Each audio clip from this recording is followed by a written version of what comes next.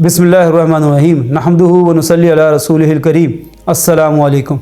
अल्लामा इब्न कसीर रहमतुल्लाह अलैह हज़रत उमर रज़ी अल्लाह ताला अन्हु के बैतुल मक़दिस को फ़तह करने के सफ़र के बारे में लिखते हैं कि जब हज़रत उमर रज़ी अल्लाह ताला अन्हु जाबिया के मकाम पर पहुँचे तो आप रज़ी अल्लाह ताला अन्हु अकेले थे और ऊँट पर सवार थे। आप रज़ी अल्लाह ताला अन्हु के सर का गंजा हिस्सा धूप में चमक रहा था।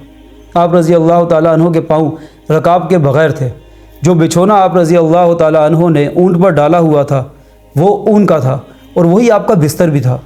आप रज़ी अल्लाह ताला अन्हु के पास एक थैला था जो छाल या धारीदार कपड़े का बना हुआ था, वही आपका तकिया भी था।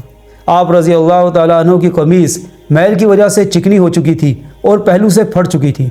आप रज़ी अल्लाह ताला अन्हु ने मुसलमानों से कहा कि मुझे कोई और कमीज़ किराए पर थोड़ी देर के लिए दे दो और मेरी इस कमीज़ को धो दो और सिल दो।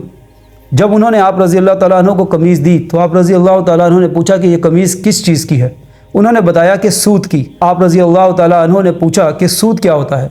जब उन्होंने बताया कि सूत ये होता है तो आप रज़ी अल्लाह ताला अन्हु ने उस कमीज़ को उतार दिया, अपनी कमीज़ को धोया, पैबंद लगाया और दोबारा से पहन लिया। हज़रत अबू उबैदा बिन जर्राह रज़ी अल्लाह ताला अन्हु ने हज़रत उमर रज़ी अल्लाह ताला अन्हु से गुजारिश की कि आप खलीफा हैं, अपनी शायान शान कुछ पहन लें और तुर्की घोड़े पर सवार हो जाएं।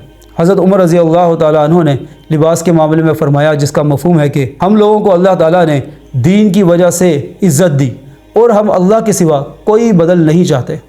इसके बाद आप रज़ी अल्लाह ताला अन्हु के लिए तुर्की घोड़ा लाया गया। आप रज़ी अल्लाह ताला अन्हु उस पर सवार हुए तो वो तेज़ी से चलने लगा। आप रज़ी अल्लाह ताला अन्हु ने कहा कि इसे रोको, मैंने इससे पहले कभी किसी को शैतान की सवारी करते हुए नहीं देखा। फिर आप रज़ी अल्लाह ताला अन्हु का ऊँट लाया गया और आप रज़ी अल्लाह ताला अन्हु तुर्की घोड़े से उतरकर अपने ऊँट पर सवार हो गए और उस पर आगे बढ़े।